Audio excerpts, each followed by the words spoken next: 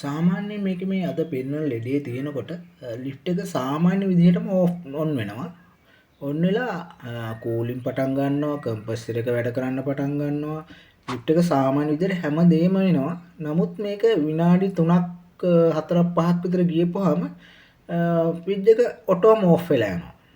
ඉතින් මේක ආයෙත් මේක පොඩි ක්ලික් සවුන්ඩ් එකක් එක්ක තමයි ඕෆ් වෙන්නේ. ක්ලික් සවුන්ඩ් එකක් එක්ක ඔන් වෙලා ඊට පස්සේ ක්ලික් සවුන්ඩ් එකත් එක්කම මේක ඕෆ් වෙනවා. ඊට පස්සේ ක්ලික් ක්ලික් ගගා තියෙනවා, ටික් ටික් ටික් ගගා තියෙනවා. නමුත් මේ ස්ටාර්ට් වෙන්න try කරන කම්ප්‍රෙසර් එක ස්ටාර්ට් වෙන්නේ නැහැ. ඒක තමයි මේක මේ අද ඔයාලට මම කියලා දෙන්න යන ලෙඩේ. ඉතින් බලාගෙන ඉන්න මම පියවරෙන් පියවර මේක කියලා දෙන්න මේක හදාගන්න විදිය.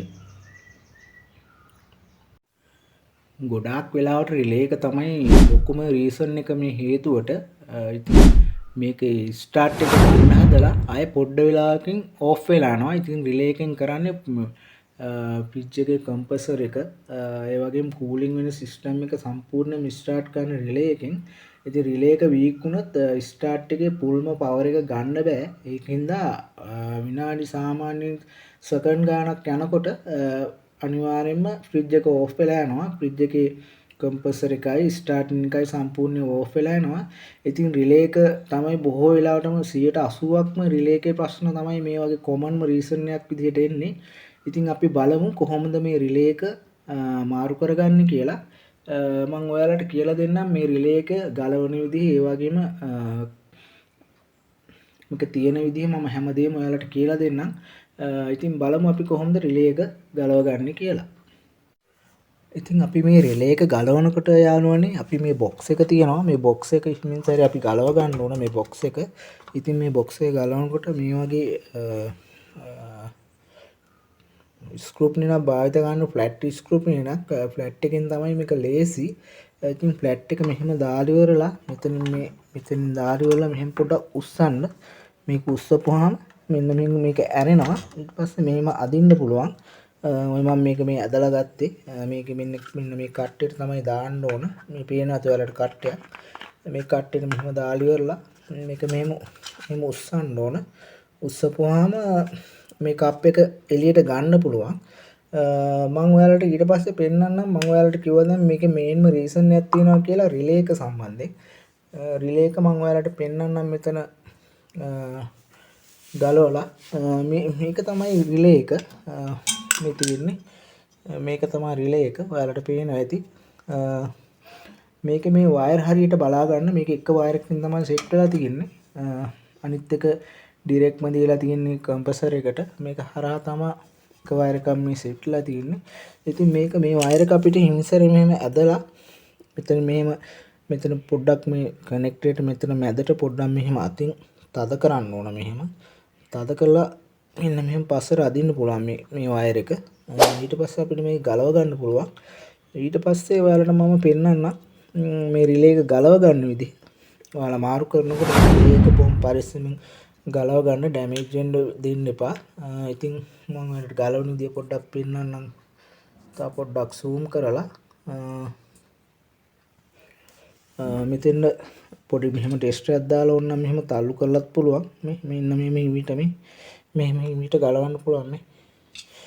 ඊට පස්සේ මේක මෙහෙම හිමීට ඇද්දානම් නිකම් එළියට එනවා. මෙන්න මෙහෙම හිමීට ඔන්න මම ගැලෙව්වා. ඉතින් මෙහෙම හිමීට මේක ගලව ගන්න පුළුවන්. මේක තමයි රිලේ එක. මේක තමයි ඔයාලා මේ මේන් රීසන් එකක් විදිහට තියෙන්නේ. මේක තමයි මේ රිලේ එක බොහෝ වෙලාවට මේ ලෙඩේට බලපානවා. ඉතින් ඔන්න මම රිලේ එක ගලවුවා.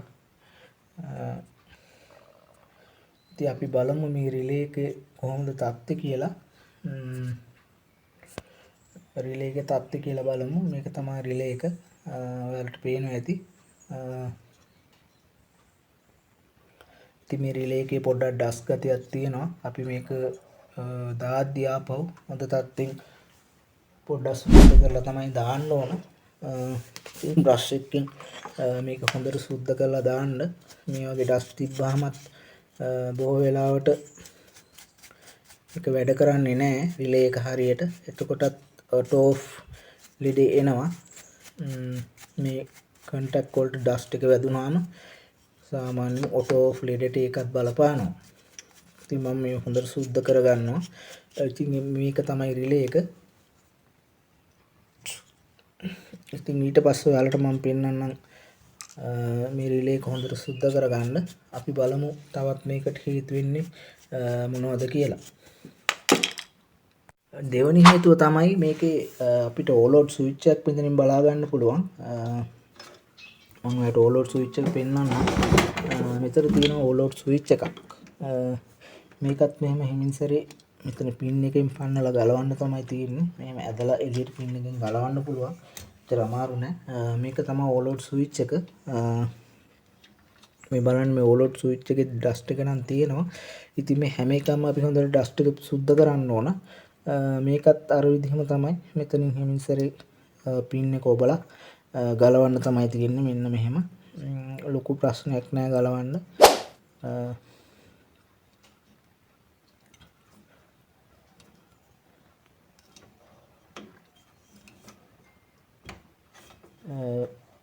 ඇදලා ගලවන්න තමයි තියෙන්නේ. ඔයාලා මේක මෙතනින් මේ කම්ප්‍රෙසර් එකෙන් ගලවන්න පුළුවන්.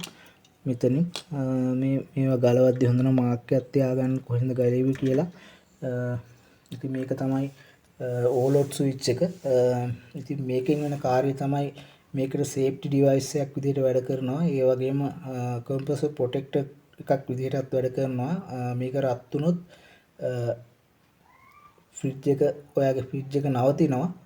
ඔටෝ ඔෆ් වෙනවා. ඉතින් මේකේ ප්‍රොටෙක්ටර් එකක් විදිහට වැඩ කරනවා. ඉතින් කම්ප්‍රෙසර් එක ගොඩාක් රත් වුණාම මේ ප්‍රොටෙක්ටර් එකෙන් ෆ්‍රිජ් එක ඔෆ් කරනවා. ඉතින් ඒ වගේ කාර්යයක් තමයි මේ ඕලෝඩ් ප්‍රොටෙක්ටර් ස්විච් එකෙන් කරන්නේ. ඉතින් මේ ස්විච් එකත් හොඳට ඔයාලා ගැලෙව්වට පස්සේ අදර ඩස්ට් ටික පිහලා ආපහු දාන්න. මේ ඕලෝඩ් ස්විච් එක බොහෝ වෙලාවට යන්නේ නැහැ, පිච්චෙන්නේ නැහැ. ඉතින් ඒක පොඩ්ඩක් මේකත් එක හේතුවක් තමයි ෆ්‍රිජ් එක ඔටෝ ඔෆ් වෙන්න. ඉතින් ඔයාලා මේකත් මාරු කරනකොට මම ඔය මාරු කරගන්න විදිහත් එක්ක තමයි පින්නේ ගලවන විදිහත් එක්ක. ඉතින් ඔය විදිහට පරිස්සමෙන් ගලව ගන්න. ඉතින් මේක තමයි ඕලෝඩ් ස්විච් එක. ඔයාලට පේනවා ඇති. ඉතින් මම එකත් පැත්තකින් යනන් තියා ගන්නම්. අපි බලමු ඊළඟ හේතුව මොකක්ද කියලා. මේ ෆ්‍රිජ් එක විනාඩි 5කින් ඕෆ් වෙන්න. ෆ්‍රිජ් එකේ මේ වගේ ඕෆ් වෙන්න තවත් හේතුවක් තමයි මේ කම්ප්‍රෙසර් එකේ තියෙන මේ ගෑස් ලයින් එක. ඔයාලට පේනවා ඇති මේ ගෑස් ලයින් එක මෙතන. මේ ගෑස් ලයින් එකේ මොනවා හරි එක තැනක ලීක් එකක් තිබුණොත් මේ තැන් වලින් ඊට පස්සේ මේ කම්ප්‍රෙසර් එක වැඩිපුර වැඩ කරන්න ගන්නවා. එතකොට කම්ප්‍රෙසර් එක රත් වෙනවා. රත් වුණාම ඕලෝඩ් ස්විච් එකෙන් මේකේ ෆ්‍රිජ් එක ඕෆ් කරනවා. ඉතින් ඒකත් මේ බ්ලොක් වුණොත් මේ ගෑස් ලයින් එක බ්ලොක් වුණත් වෙනවා. එතකොට මේ ගෑස් ලයින් එක කොහේ හරි ලීක් වුණත් මේ ප්‍රශ්නේ එනවා. ඉතින් ඔයාලා මේ ගෑස් ලයින් එක මෙහෙම අත තියලා චෙක් කරගන්න පුළුවන්. එළියට එනවා මේ ගෑස් ලයින් එක සමහර ලාවට මේ එළියට එනවා. මේ ගෑස් ලීක් නම් මේ බටේ ඒ තැන් වලින් එළියට එනවා කූල් එක. ඉතින් බ්ලොක් එක නම් හොයන්න බෑ. බ්ලොක් වුණොත් අනිවාර්යෙන් මේක මේන් රිපෙයාර් එකක් විදිහට තමයි යන්නේ. එතකොට අපි ඒක ටෙක්නිකල් කෙනෙක් ටෙක්නිකල් මේ සම්බන්ධයෙන් දන්න කෙනෙකුට කියලා තමයි අපි ඒ වැඩේ කරගන්න ඕන. මොකද අපිට ගෑස් ලයින් සම්බන්ධයෙන් සාමාන්‍යයෙන් සුළුවෙන් බැරි දෙයක්. ඉතින් එකත් එක රීසන් එකක් තමයි මේ ගෑස් කම්ප්‍රෙසර් එක ඕෆ් වෙන්නයි ෆ්‍රිජ් එක ඔටෝ විනාඩි 5කින් ඕෆ් වෙන්නත් එක හේතුවක් තමයි මේ ගෑස් ලයින් වල බ්ලොක් එකක් හරි එතකොට කොහෙන් හරි ලීක් එකක් හරි තියෙනවා නම් ඒකත් එක හේතුවක් තමයි මේ ෆ්‍රිජ් එක විනාඩි 5කින් ඕෆ් වෙන්න. ඉතින් අපි බලමු තවත් මොනවා හරි හේතු තියෙනවද කියලා මේ ෆ්‍රිජ් එක මේ වගේ ඕෆ් වෙන්න. ඉතින් ඔයාලට මට අන්තිම විදිහට අන්තිම හේතුවක් විදිහට කියන්න පුළුවන් අනිත් හේතුව තමයි මේ කම්ප්‍රෙසර් එක. කම්ප්‍රෙසර් එකේ සම්පූර්ණයෙන් මේක ඩැමේජ් වෙලා නම් එහෙම නැත්නම් මේක වීක් වෙලා නම් මේක දුවන්න බෑ. මේක කම්ප්‍රෙසර් එක දුවද්දි all out switch එකකින් කොහොමත් කට් වෙනවා. ඒක ලොකු වීක් එකක්. මේ කම්ප්‍රෙසර් එකේ වීක් එකක් උඩ තමයි මේක වෙන්නේ. එතකොට නම් ඒක අපි සෑහෙන ගාණක් යනකොටත් මේ කම්ප්‍රෙසර් එක අලුතෙන්ම රීප්ලේස් කරන්න වෙනවා. එහෙම ලෙඩක් නම් ඉතින් ඒකත් මේකේ තියෙන එක හේතුවක් තමයි මේ ෆ්‍රිජ් එක විනාඩි 5කින් ඕෆ් වෙලා යන්න ඕන් කරලා. ඉතින් ඔයාලා මේ ස්ටෙප් ටික බලන්න. මම ඔය කිව්ව විදිහට මේ ස්ටෙප් ටික බලන්න. මේ ස්ටෙප් ටික ඔයාලට බැලුවොත් ඔයාලගේ මේ ලෙඩේ ෆික්ස් කරගන්න පුළුවන්. මම ඔයාලට ඉතින් මේ සරල විදිහට කිව්වේ සාමාන්‍යයෙන් ගෙදෙද්දී මේ ටික කරගන්න ලේසි. ඉතින් ඔයාලත් මේ ස්ටෙප් ටික මම කියන විදිහට කරලා බලන්න. ඉතින් ඒ වගේම තමයි ඔයාලා ගලවපු මේ පාර්ට්ස් දානකොට අර මම කිව්ව තැන් වලට හරියට වයරින් එක බලලා දාන්න. ඉතින් මම මේ ගලවපු ඒවත් ආයේ දාන විදිහ වලට චූටි වීඩියෝ එකක් තියෙනවා ඒකත් බලන්න. ඉතින් අපි ඉස්සරහම මේ all out switch එක තිබිච්ච තැනට දාන්න ඕන. ඉතින් ඒකට ආපු වයර් එක මේක ඒක අපි ඉස්සෙන් හලිවරලා මෙහෙම ඇතුළට දාන්නයි තියෙන්නේ. මේක ලොකු ප්‍රශ්නයක් නෙමෙයි. නිකම්ම මේක ඇතුළට all out switch එක වැටෙනවා. මේ විදිහට දැම්මහම මෙහෙම වැටෙනවා. ලොකු ප්‍රශ්නයක් නෙමෙයි. එතකොට ඊට පස්සේ කම්ප්‍රෙසර් එකේ ගලවපු තැනට මේ වයර් එක හරියට බලලා ගහන්න. හරි සිම්පල්. මේවා සාමාන්‍ය ඔයා චුට්ටක් වෙලා බලද්දි මේවා ගැලවුවට පස්සේ මේක තේරෙයි කොහොමද. හරි සිම්පල් දාගන්න.